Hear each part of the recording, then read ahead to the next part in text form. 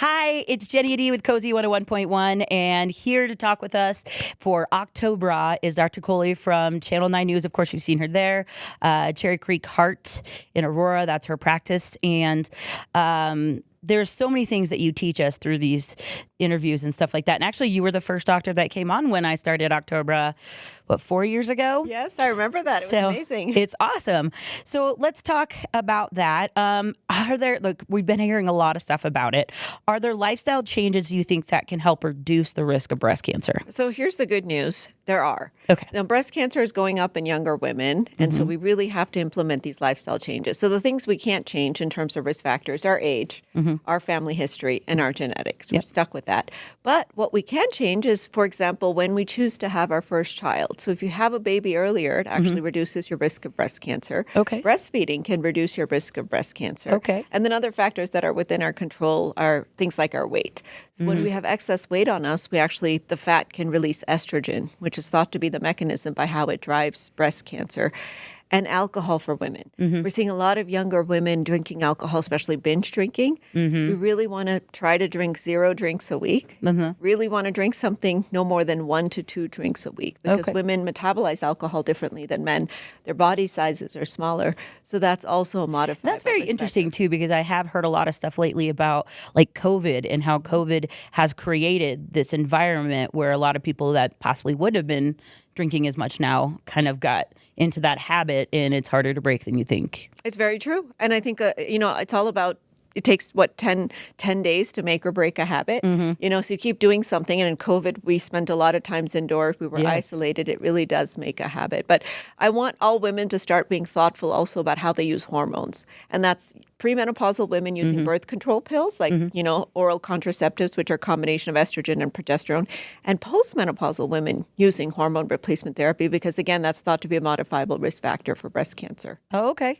And when do you think women should start thinking about screening? Because it is Breast Cancer Awareness Month.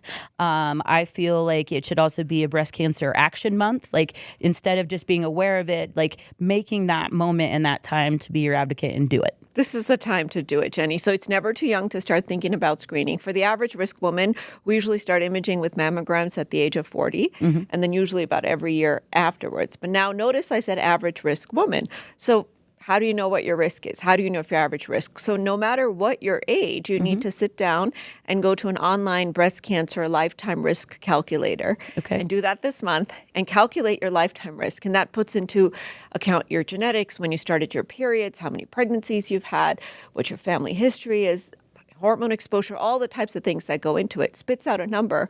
And for some women, they might want to start screening in their 20s or 30s if they've had a family member that's had a high-risk type of breast cancer, or they're a carrier for one of those genetic mutations like BRCA. And you should, but how do you recommend, how often to do the breast exams yourself? Because, you can do those for free on your own. So it's interesting. The science has not actually proven that breast exams diagnose cancer earlier. Now, having said that, I highly recommend breast exams because it helps you to know the texture, the density of your breasts. And most of the times, how does breast cancer present? With a lump. So you're usually the person who goes to the doctor and says, I felt something. Now, some of the cancers are picked up on screening, and that's great because those are very early cancers. But by the time it's big enough to form a lump, it's really up to you in between those mammograms to check your breasts and make sure the texture doesn't change.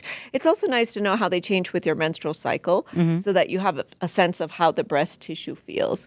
And the way that I usually recommend women do the breast self-exam is in the shower, and they do like a clock, start and go kind of around the clock and then do circles all the way to the nipple. And then you also want to squeeze the nipple, make sure there's no discharge coming from the nipple. Some breast cancers, like lobular breast cancer, not ductal, and inflammatory breast cancer, may just present with skin changes or may just present with a feeling of fullness in the breast because they don't form discrete lumps or masses. So that's why it's really important to know what your breast looks like, to know what it looks like in the mirror, to make sure they're symmetrical, and then make sure you notice any changes and bring them to your doctor's attention. And you mentioned the density, and I know this is something thing with my screenings that I go to. Like this is a huge thing to know about yourself and about your own breasts as well. It is, but it's not something you can tell by feeling. So just by touching your breast or looking at the size, you can't tell how dense they are. So how dense they are is really an X-ray marker. So when they do that mammogram, that X-ray of your breast, it tells you whether you have, a lot of dense breast tissue packed together or you have a lot of fat in between that can space it out. Because if your breasts are very dense, that's like looking for a white tumor on a white background. Yeah. So it's very hard to pick up. And so usually the women that have dense breasts, and about 50% of women can have dense breasts, they will need a second screening test, either breast ultrasound or breast MRI. So it's really important when you have that first mammogram to ask your doctor, am I a woman that has dense breasts? Because if you are, then you've got a target sign on you that you probably need additional screening. And knowing that you have that too is huge, because that was one thing when I went in for the first one, that was something, and it's like it freaks you out. It freaks you out. But if going in and knowing this, and it kind of creates, like you said, like not a scale, but like determines what is normal for you, and then how they can help you to like more diagnose it if there is something that's going on. Well, you got to take control, right? Because the earlier the detection, it's curable when it's detected really early. And then when it's late stage, we've all lost people to breast cancer. I know I've lost many patients to that. So we've just got to raise awareness and think about our risk and make a plan. Yeah. And it's the perfect time of the year, end of the year, deductibles, all that other stuff. Like this is a great time to set up some of those appointments and make sure, again, being your own advocate and knowing your body and taking the time to do that. I know we're all busy with moms and, we have holidays coming up, but it should never be something where you overlook your own health. So if we can just help you to just think about getting a mammogram, reading up on it, and you can get all the details at kosi101.com. You can also go and check out Dr. Kohli. She is accepting new patients. So it'd be a great opportunity for you to meet her and maybe get some of the answers and stuff that she knows about and she's helping us to learn about every day. Thank you, Dr. Kohli.